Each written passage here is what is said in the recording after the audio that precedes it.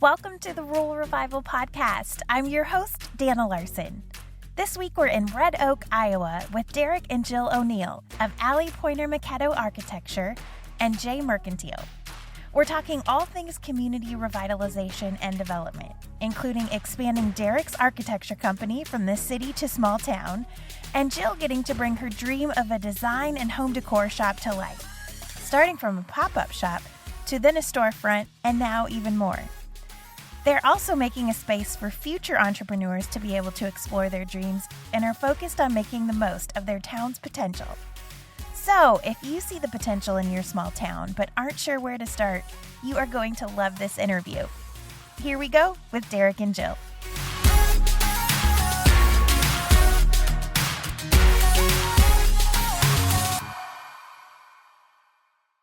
All right, we're here in Red Oak, Iowa with Jill and Daric O'Neill of JMercantile and Poyner Macchietto Architecture. Guys, thanks for being on the podcast. Thanks for having us. Yeah. Well, tell us about you. Are you guys both from Red Oak originally? I grew up near Red Oak, about 23 miles west of here. In a town called Henderson. Yeah. I am from Red Oak, born and raised here. Actually, I think our kids would be about fifth or sixth generation to graduate from the Red Oak school here. So been here for a while. Cool. Did you guys know each other growing up? We did not. We met at the University of Iowa in the chemistry class. Wow. Yeah. Very cool. Well, when did you guys, I guess let's talk a little bit about your path. You met at University of Iowa. Where did you go from there? And what was kind of your journey that sort of led you back to Red Oak? Talk to us about that. I wanted to pursue a degree in the medical profession, and that took me to the University of Nebraska Medical Center. Well, and I was going to follow Jill wherever she went. No, in all seriousness, I was started out kind of in the medical area of studies and just kind of wasn't going great for me. So I had a chance after meeting Jill to just kind of really reflect on what I wanted to do, and came back to architecture, which is what I always wanted to do as a kid and loved to draw and play with Legos like every architect says. So I transferred to the University of Nebraska in Lincoln into their architecture program, and we ended up in Omaha. I commuted there, and that's kind of the piece that took us from the University of Iowa to back over to this side of the state, really. Yeah. Mm-hmm. So you guys both eventually pursued careers in Omaha, right? We did, and we lived in Bellevue, and we started a family, and shortly after that, we decided that we desired a smaller town to raise our family in. So we set our sights on Red Oak. Yeah, I mean, I kind of think from the first, opportunity of starting to talk about starting a life together even, I mean, we were always looking at small towns and properties and, things around Henderson, clear to Red Oak. We'd always drive through the, Red Oak when we were back visiting my parents for holidays or whatever. And, I'd always drive her by what I liked for the cool old houses and talked about the neat old buildings and everything. So, and he drove me by one house in particular every time we came back. And I called it the Money Pit. And now we renovated it, and it's our home. I love that story. It really is the Money Pit. And was it the Money Pit that eventually brought you back here? It was. I'll let Daric answer that part of it. Well, yeah, I think we had really gotten to a point with our kids and our family where we were feeling some of the pressures of the bigger city with, activities and clubs and just, running that kind of rat race a little bit. And there was always this, when we would drive back to Red Oak, there was always this little bit of a, like a sigh of relief or, the kind of like the weights being lifted off your shoulders as you come into town. And the story a little bit goes with, the house and everything is something that right after we bought our house in Bellevue, Nebraska, then literally a month later, we got this notice that this house that I'd been eyeing forever here in Red Oak was coming up for auction. Kind of a strange scenario where it was locked up in a family, third generation of family owned it, hadn't been lived in full time since 1923, really. And so this house was coming up for auction and all the contents and everything, and we just closed on our house, so we were a little bummed about that there. But fortunately, a local preservationist got a hold of it, did a couple things to keep the water out of it, and I became pretty good friends with her and did some other little projects for her around the Red Oak area, and got to a point where we started thinking about Red Oak again. We came back, I think it was like 2008 maybe, looked at it with her, walked around the house, kind of said, not right now. And then Yeah, he finally got me inside the house. yeah. Yeah, so that's when I really had Jill on my side. Yeah. But we waited for a little while, and then in 2010, we got a hold of the house, closed on it, didn't really do a whole lot with it for a while. And then late 2011 is when we kind of started doing some of the rehab and renovation work. Had another kiddo in between there.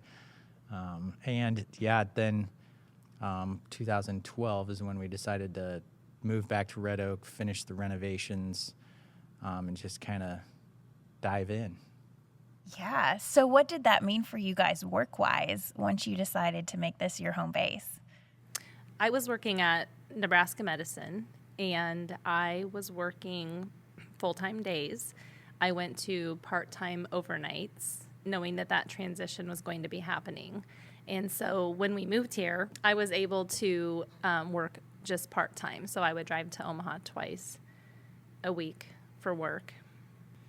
And so, you made that transition before we actually moved to Red Oak with going to the part-time overnights. So we kind of got to try it out a little bit. And then with my business and my architecture firm, we had been talking, 2008, 2009 recession, really tough on construction industry and everything.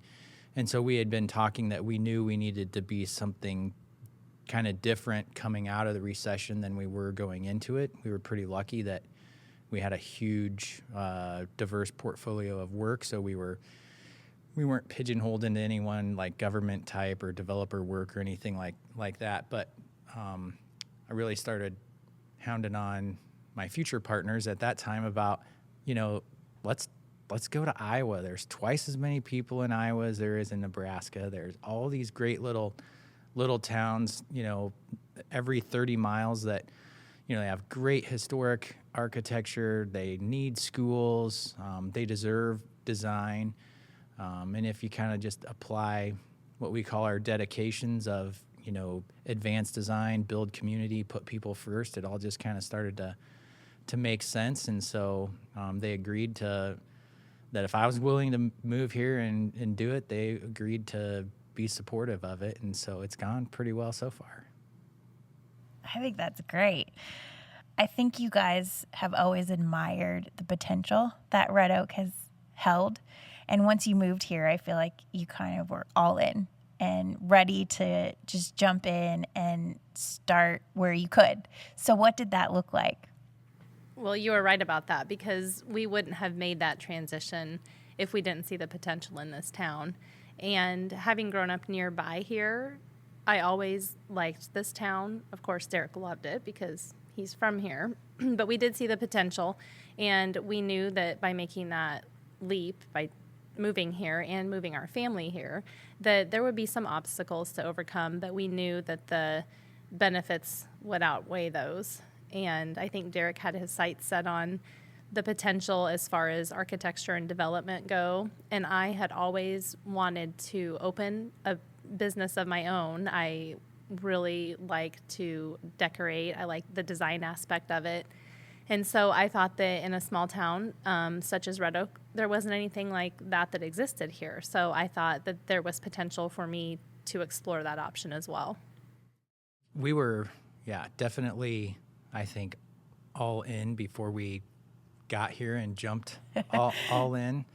From my side of things with the architectural business, we had been introduced to a couple from state of Washington that had moved back to Red Oak here and had bought in, as they said at the time, a piece of the monopoly set is what they wanted to own. So they bought a building downtown. I met with them about, rehabs and renovations and things. And then they acquired a couple more buildings and had some tenants that wanted to move. So we did a whole block of renovations for them before, we decided to move to Red Oak. And I think, they really did help us with the idea that, yeah, we can make this work. You just gotta do it. And then from there, we did a downtown revitalization plan for downtown Red Oak. It started as they wanted to do a streetscape project.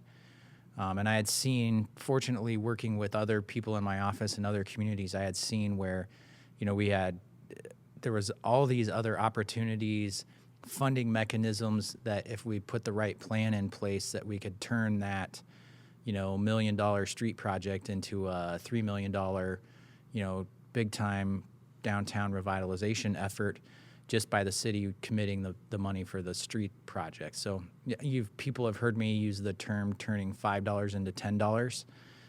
So that turned into not just a streetscape project, but we got some community development block grant money for a facade improvement project. And then the city had a downtown urban revitalization plan that then piled on another almost duplicate amount of facade improvement buildings. So I think somewhere along the line, we've touched about 20 downtown buildings here, in addition to that other block of buildings, and just it's kind of just kept growing.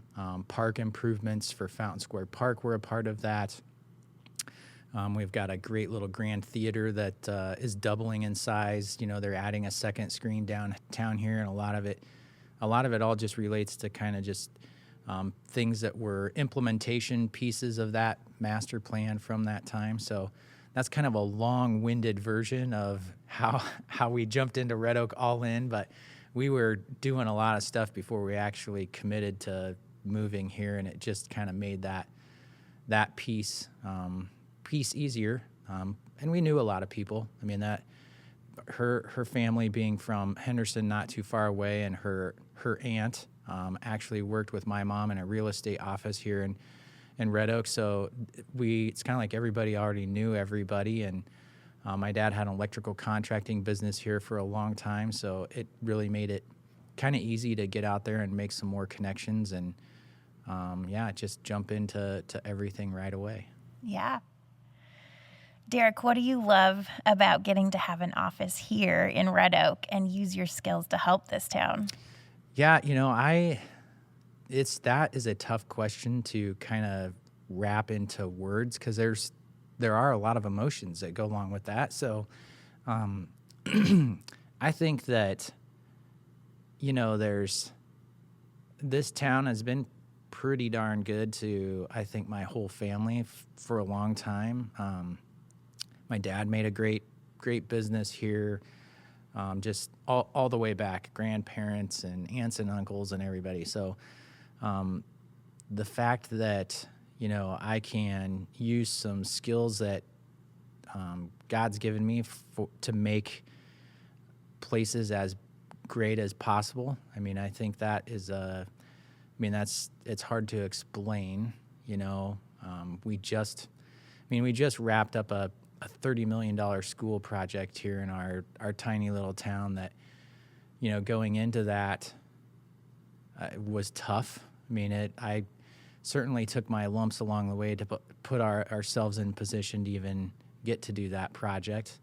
And then Jill and I spent an incredible amount of time with a lot of the campaign and community engagement and stuff to get to do that. But it's, now that the kids are in there, and what was the text that Lennon sent you? Something like, "This is amazing. The school is amazing." This was kind of a preview. Some kids got a chance to go in for a couple of days early before school started, and they were just There was emotion. Yeah, There were kids that left the building after the tour with tears. Wow. Yeah. And they were hugging and saying how amazing their new school was. There's a lot of pride there. So, for sure that is, we've only been here living in Red Oak since 2012, but that for sure is a huge accomplishment. And, just the struggles that previous committees and,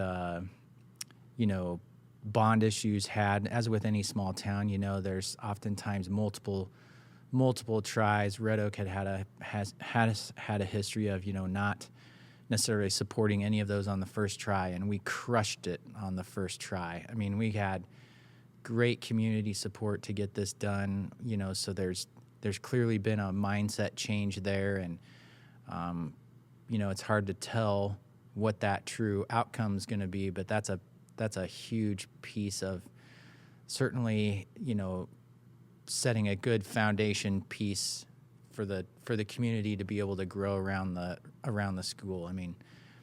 The Friday night light effect, is what they sometimes call it, with just the school and the activities and everything. And the comments have been great from that. So that certainly has been one of the best, pieces of being able to work in your small town, your hometown, is to, give back on some of those things. And I, forever, it seems like, have really loved all of the historic architecture. Kind of goes back to, spent some time in London, Europe, and just really seeing what they did and how they appreciated a lot of their old buildings and their history, and, walking around on a lot of those streets and into those buildings and restaurants and everything over there.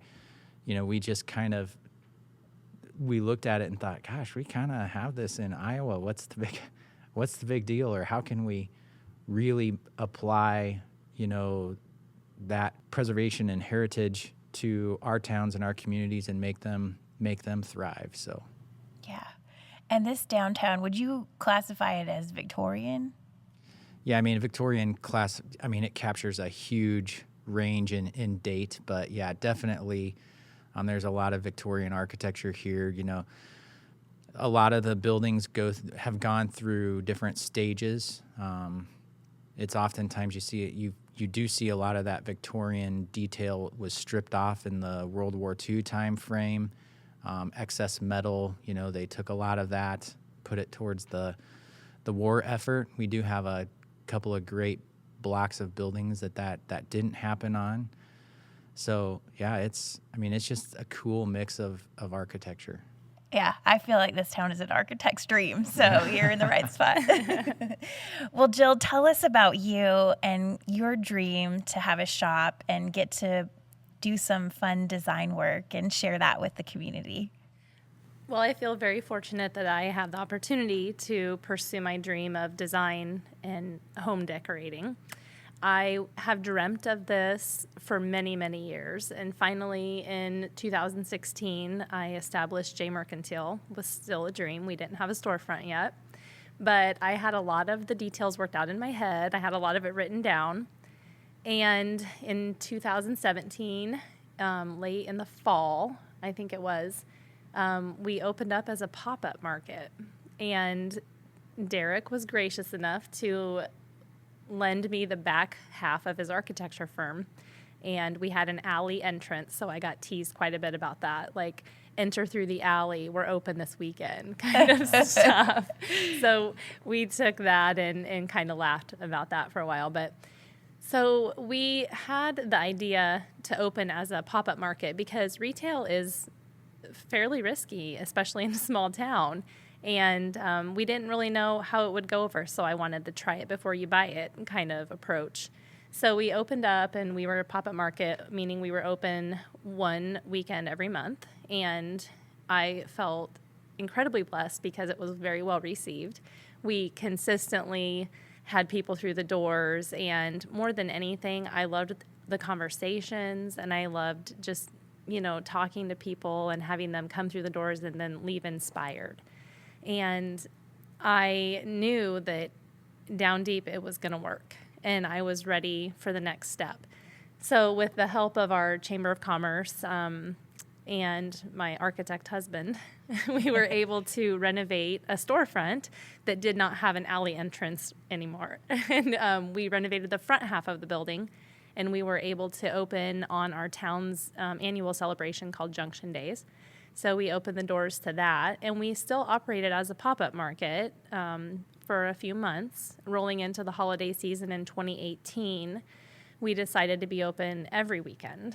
So I guess through the evolution of that, we are now open Wednesday through Saturday, and we have big plans for expansion and growth, a couple of other business openings under the umbrella of JMercantile. So there's good things happening. So exciting. I love it. So we've talked a lot about what you guys have done since you've moved here. What is your vision for this town beyond what you've done already? That's a good question. I think we are continually dreaming of what can we do next? What does our town need? What does our town want? What can we do for the people of this community to keep it moving forward? Because we see the potential. There is so much potential, and there are great things happening in rural America. And Red Oak is just a tiny little facet of that, but we love our town. We are its biggest cheerleaders, I feel. And I think that we're always dreaming of the next step. So personally, under the umbrella of JMercantile, we have lots of business ideas. I'd like to operate a pop-up market to help future entrepreneurs explore their dreams and be able to have a storefront that they can try it before you buy it. Yeah. And I think that will put Red Oak on the map as a destination. We've had 5 retail stores open up in a year in and around our square, our historic downtown square, JMercantile being one of them. So I think that growth is phenomenal for a rural community. And each of those businesses has been open now for a year. And I think that's great sustainability. So I would like to see a pop-up market open under the JMercantile umbrella. I would love to have a coffee shop, wine bar, all of that kind of stuff too. But I mean, the list goes on and on. Right. Yeah, I mean, I would, I guess, make sure that we take an opportunity here to, it's not just Daric and Jillville here. I mean, there's tons of people that do a lot of work to make things happen. I mean, you have to have a ton of volunteers to do all of this and to serve on committees, put in the time to make things happen. So, and there are tons of people in the town that help to make it work. I think everybody kind of has a similar shared vision of, I guess, making it as best of a community as it can absolutely be. I often, another term I use, I know I said the one earlier, but I use the term Red Oak first. I mean, if everybody can always, kind of drop back to the Red Oak first mentality, the town will survive and it will thrive. It's kind of when we get into this scenario of it's better for me or it's better for that entity or group that, it loses steam on the progress that's being made. Tons of progress has been made here. In addition to Jill and JMercantile and some of those great ideas with the pop-ups and all of that, we've been able to form some other partnerships. One of them is called ROOT, which stands for Red Oak's Ongoing Transformation, and that's a little development company that we put together to acquire some of these historic properties, put some investment in them, use the different tools that I've seen used by other communities and other developers and rehabbers. So we've got a couple of the buildings on the square that we're working on with some plans there. We've done some houses up in our neighborhood where our big old house is at. We've got a couple of houses that are, we've got one that's really close to being done, great old Victorian house. We've got another one that's kind of in the middle of the process, and then another one that's ready to get started. So, kind of trying to hit all those different pieces that small towns need, from, services and housing. I would love to see us kind of change our housing mentality a little bit in the community, and we are working on all of those things. We had some great people make some connections with a developer out of Kansas City that's going to acquire our old middle school building here that was built in 1917.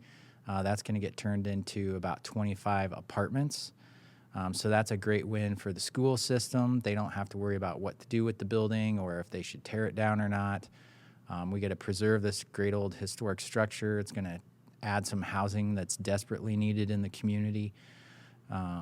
And then, eventually be able to get some new houses and things built once we get some of these older ones kind of rehabbed and the values brought up on those, so it starts to make sense to build some new houses. And we have all of the things in place for an incredible community when you roll through the YMCA, the Wilson Performing Arts Center, the brand new schools, a great hospital and healthcare system, a historic downtown, and then all these other little things that go along with it. I'm sure I'm missing something there, but all these other little things that then start to fill in the blanks and the spots. We've got a lot of opportunities here, and I want to make sure that everybody knows we've made a ton of work, and we've made a ton of progress, and we have a great community now.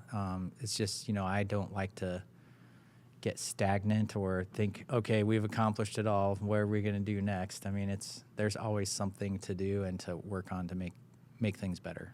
Yeah. What are some of the biggest changes you have seen here since moving here? Well, the school renovation project is huge. The downtown facade improvement is also huge. Those are things that you can see. Those are tactile things you drive around and you look at, and you see this new construction. You see these newly renovated homes, newly renovated buildings. And I feel like the downtown in particular, it feels clean. It feels like these buildings have new life breathed into them. And I think that underneath all of that, those kind of things that you're able to see are the things that go unseen. And it's all the work that's been put into it. And I feel like there's a sense of community pride that went along with the bond issue and the new school and the facade improvement. And like Daric said, I'm sure I'm missing some other projects in there, but I feel like there needs to be, and I feel like there is starting to be a shift from negative reactions to living in a rural community to community pride, and look at what our town can be. Look at the potential here, and look at the people that are all volunteering to get on board with this, because we want to have town pride and we want to have rural revitalization, and it starts here. And it just takes a few people to step up and take the lead. And I'm not saying that we started that, but I feel like with all of the people in this town that want to see that have that vision, it can't be done without the help of hundreds of people.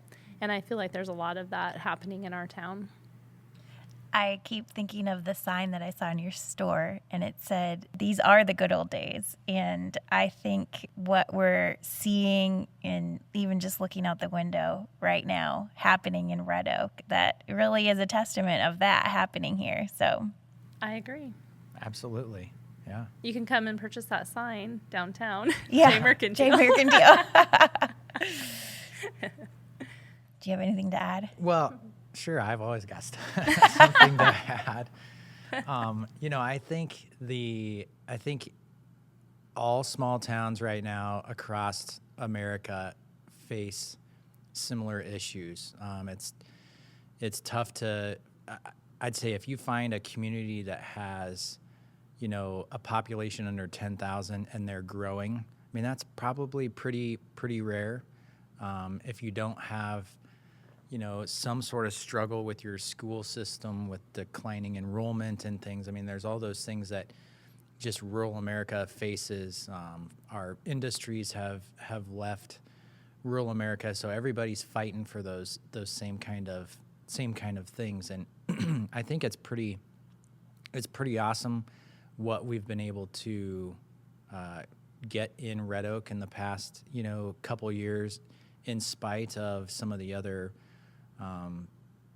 just what I'd call like corporate America things that happen. For example, a Shopko closing or a Kmart closing. That if you look at those, we don't have our Shopko building is going to be rehabbed by a local industry. They're going to use it for office space and some other things. So we don't have a big vacant building sitting there.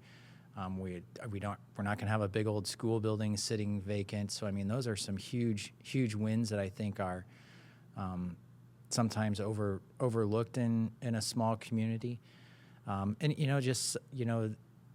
the fact that a Kmart and a Shopko are no longer here, I think it really opens the door for maybe some smaller other boutique businesses to come in, whether it's whatever it is, somebody that wants to pick up the torch in some of those areas, whether it's the sporting goods or clothing or whatever it is. There's an opportunity to fill up some more of these storefronts in downtown and fill that need. So, I think that in general, there's a great opportunity, and there's always things that are changing in a small town. It is a lot like that sign. These are the good old days. I mean, you're never going to get back to what you were in the 60s and 70s. So how do you make the best of what you have right now?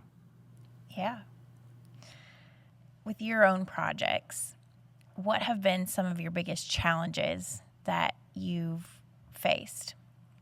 So with some of our own personal projects, I mean, I would say there's no way we could do some of what we've done without some of the partnerships and relationships that we've made in the community, finding people with similar mindsets and abilities and resources to help make some of these things happen.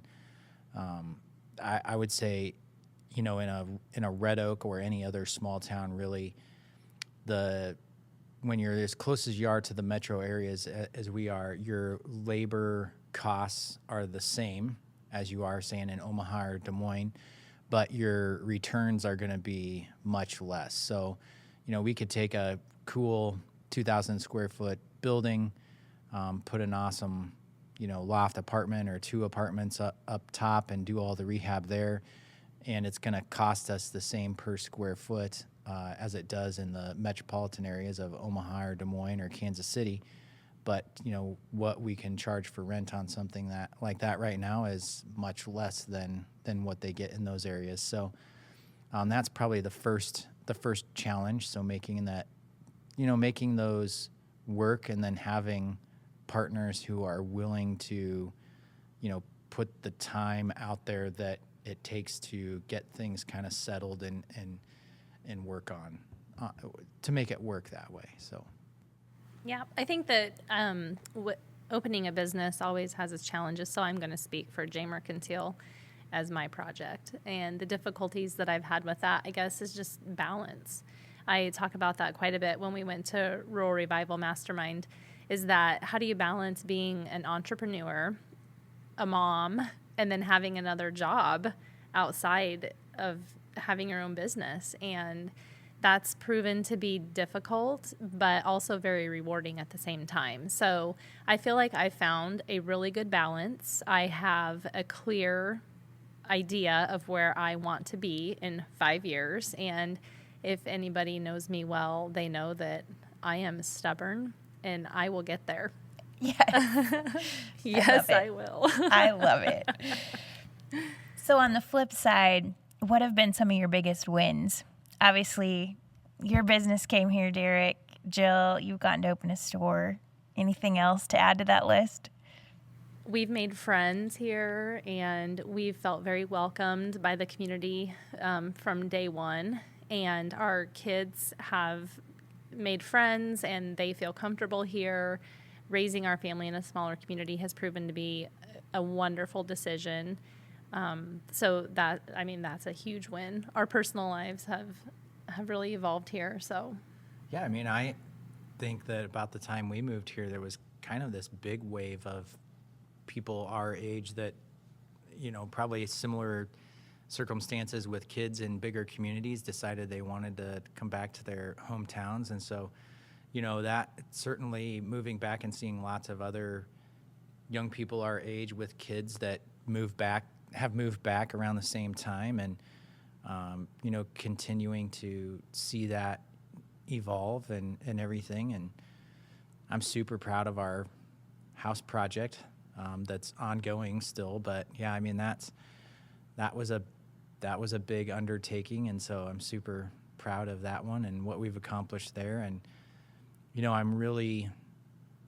I think that just all the different organizations we've been involved with. You were on the Grand Theater Board. I was a volunteer projectionist there. That's an amazing resource for the community, and they're in expansion mode with trying to add a second screen. We've both been on the Booster Club and flipped burgers and served hot dogs and popcorn at the games, and that's a pretty successful organization. It's most people don't in the community, and probably a lot in the school, don't really realize how much that is a needed entity, and all those volunteers are needed to make the activities and the athletics, still continue to go, buy uniforms and pay for extra hotel nights for state, visits and things like that. YMCA, the board YMCA, of directors. Yep, you're on the board of directors for the YMCA, and that's been super, I think, rewarding and challenging at the same time for you. And Yep, hotel motel. We've got a hotel motel tax board. Jill sits on the advisory committee for that. You're on the Historic Preservation Commission. I'm president of the school foundation. So, I mean, all of those things I think are better in Red Oak, not just because of, us being on them, but they're just things that have kind of gotten better since we've moved here, and it's just fun. I don't know how to say it. Derek's dad said when we first moved here, he said, be ready because you're going to get asked to serve on every board you can ever think of. And I thought, oh, sure. And he was right. And you know what? We have served on a lot of those boards, and I don't regret a single one. I love to see how the community operates through volunteers and different kind of organizations and committees such as those that we have served on. And I mean, you can't function if you don't have great people to sit on those boards. So I'm happy and honored that I was asked to be a part of those, and I'm glad that I have been. Yeah. I think that, don't ask me to be on anymore. No, I'm just kidding. I'm going to totally butcher this, but the George Mayer saying of community service is the price you pay for the space you occupy, or something like that.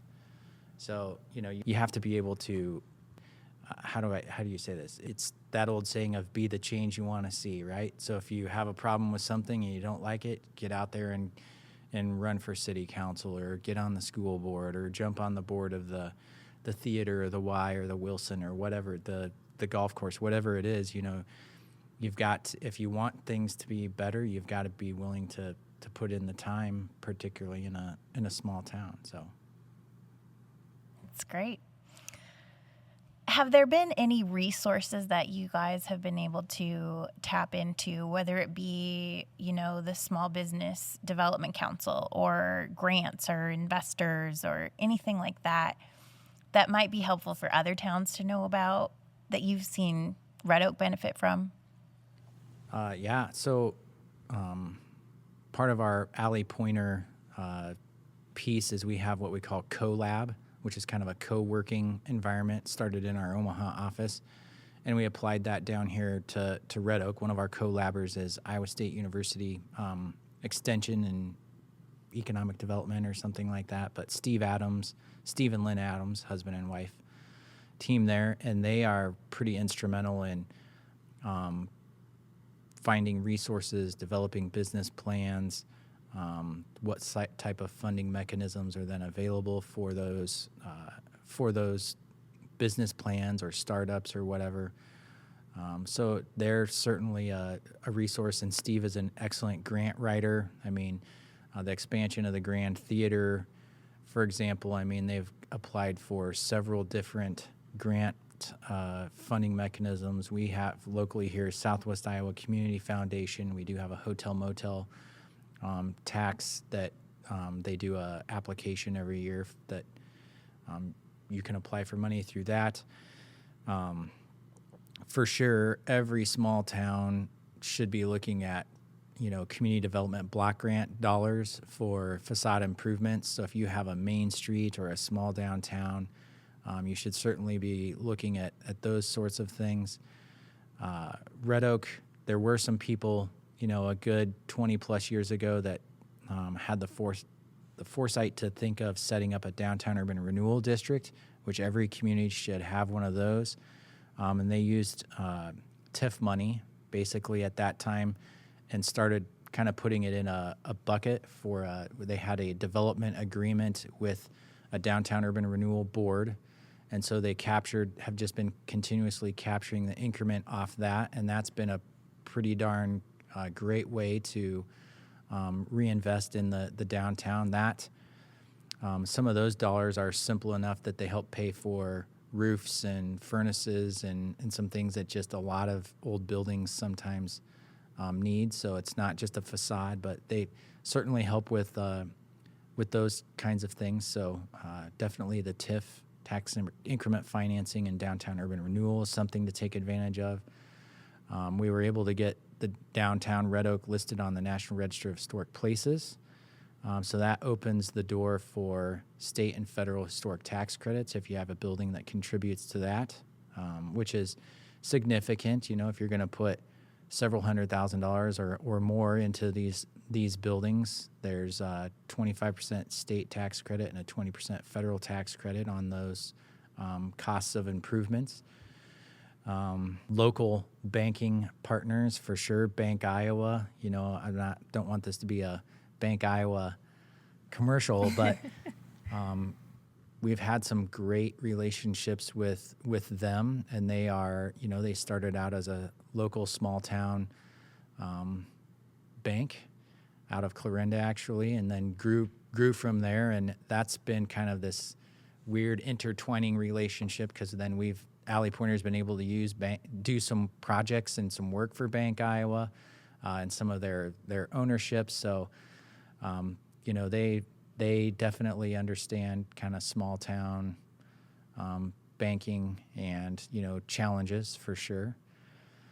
Who else has been? I mean, we've had the city of Red Oak has been, in general, pretty supportive of all the ideas that we've always thrown out there towards them. So you've got to have city council that are willing to learn and listen, and you've also got to be willing to not take no for an answer sometimes when you're throwing out ideas there. So, and then, it's not.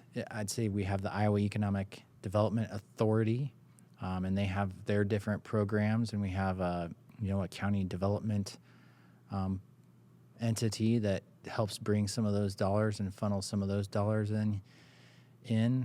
Most every community has what they call a COG, Council of Governments. In Red Oak here, ours is SWPCO, Southwest Iowa Planning Coalition, and they have their fingers in a lot of the different funding mechanisms, can funnel a lot of those dollars to the right kind of project.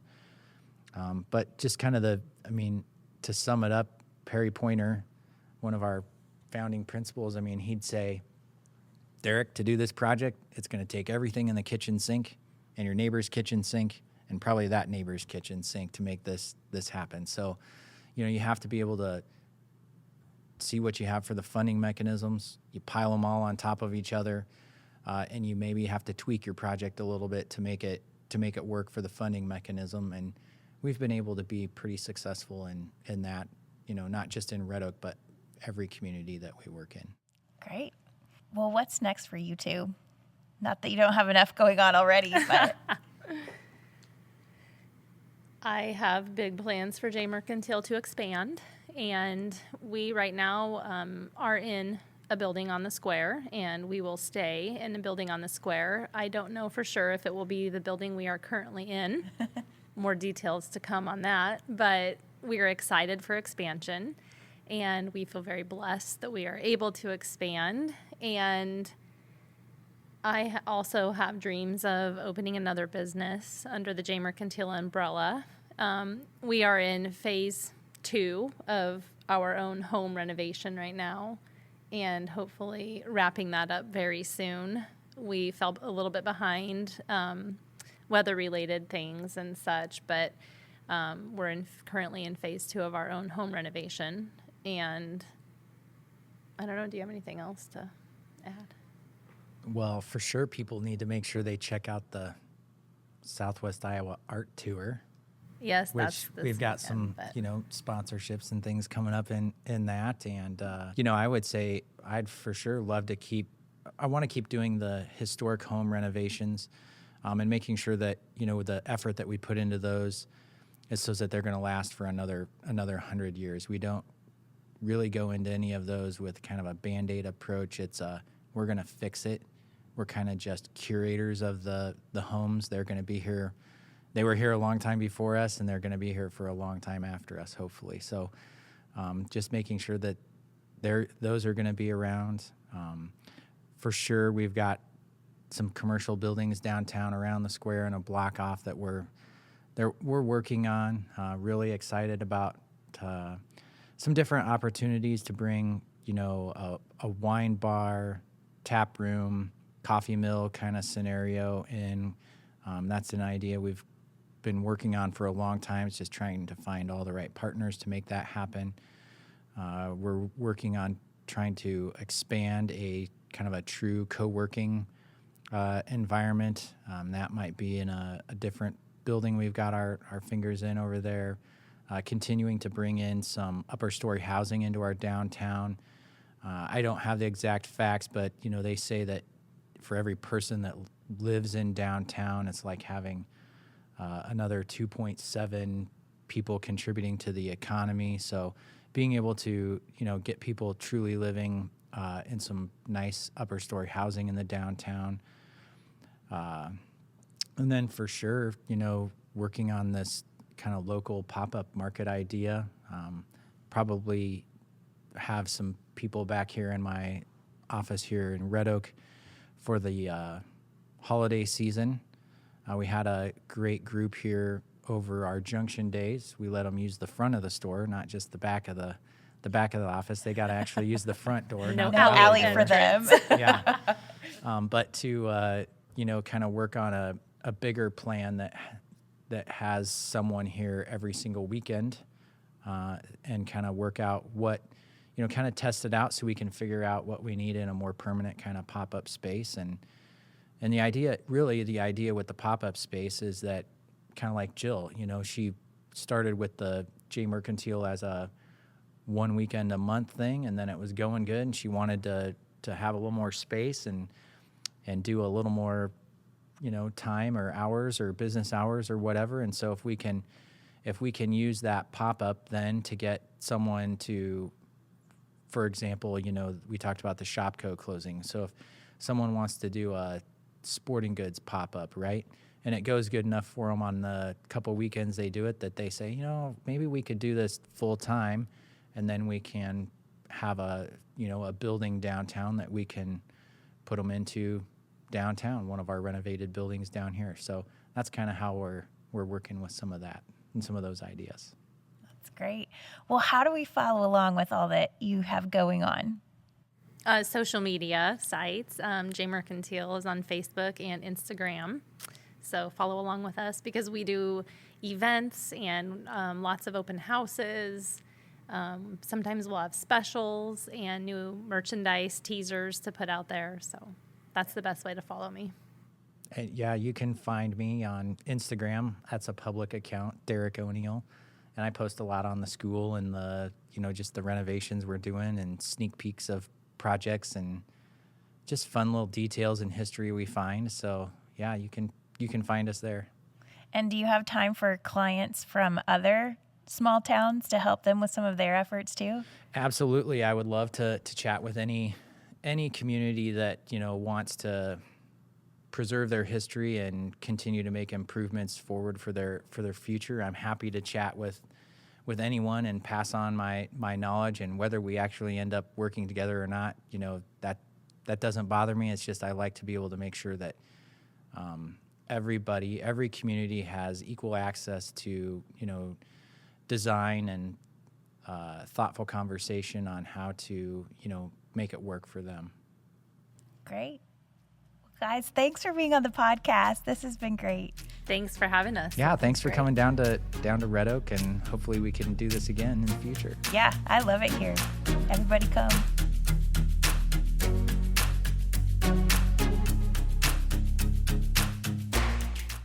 Well, I love how Daric and Jill's heart for small towns and properties eventually led them back to Daric's hometown, and how they are all in on their community's revitalization and their dreams for a thriving future there.